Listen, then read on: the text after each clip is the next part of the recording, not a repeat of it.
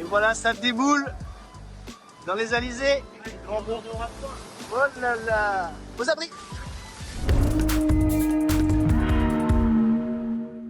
Les Ultimes et Ocean 50 étant tous arrivés, la Transat Café L'Or est désormais une course de monocoque.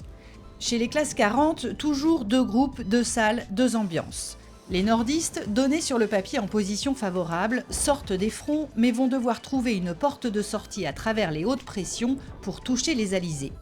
Et à fond, hop là, on traîne pas, on a de la route à faire, et bientôt du spi, et des choses de transition à gérer. Les sudistes, emmenés par 6 frigos Sogestran, sont à mi-chemin entre les Canaries et le Cap-Vert et commencent à profiter de la glisse sur les alizés. Là, on peut pas rêver beaucoup mieux. On se plaignait ce matin, c'était trop calme. Et là, maintenant, ça filoche. Et on a toutes les îles autour de nous. On a des signaux comme quoi notre route sud serait finalement peut-être payante. L'évolution de la météo fait qu'on aura peut-être raison à la fin. Il faudra attendre 2 ou 3 jours pour savoir quelle était la meilleure option. Chez les IMOCA, le podium est connu, mais cela n'empêche pas les concurrents de se donner jusqu'au bout. Les arrivées continuent de s'égrener. La baie de Fort-de-France a vu ces dernières 24 heures débouler à la Grande Déma-Pays, Team Snef ou encore Samantha Davis et Violette d'Orange sur Initiative Cœur. J'ai adoré la course, l'enjeu, la compétition et puis là jusqu'à la fin on s'est battu. On a fait beaucoup de jibe, on n'a pas dormi cette nuit et on repasse le 6e, donc c'est trop chouette. Bureau-Vallée, 7e donc, est arrivé quelques minutes plus tard. Quant aux classes 40, les premiers sont attendus à la Martinique autour du 15 novembre.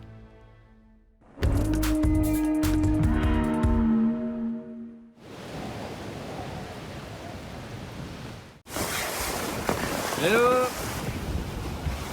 Lève là du monde. On est sous bonne escorte. C'est par là les alizés.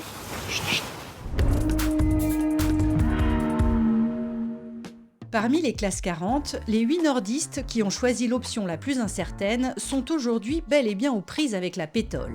Certains, comme Solano et Alternative Sailing, jouent à se faire peur. Les autres passent des fichiers météo au ciel en croisant les doigts et tentent de profiter du moindre grain. 3 nœuds 2 de vent pour une vitesse de 3 nœuds 6 sur le fond. Et pourquoi on a ça? Parce qu'on a des jolies petites patates de grain comme ça. On est dans le contrôle. Là, il n'y a pas de sortie de piste de prévu au programme. Et on espère qu'il y aura plutôt plus de vent que ce qu'il y a sur la prévision, histoire de perdre un peu moins de terrain. Le leader, SNSM.org, voit en effet son avance s'amenuiser dangereusement. Ces dernières 24 heures, à 6 nœuds de moyenne, il a parcouru moitié moins de 1000 que la tête de la flotte sud, 6 frigos Sogestran. Grosse bataille du coup en tête, peloton devant.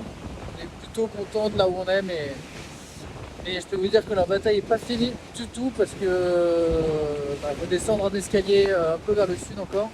Les plus avancés des sudistes sont à la fête, mais l'arrière du groupe pourrait lui aussi être bloqué prochainement par des hautes pressions. Les classes 40 ont encore environ entre 2500 et 3000 km à parcourir jusqu'à Fort-de-France. We start to eat couscous to save some food because the way is still really long. We really want to go home.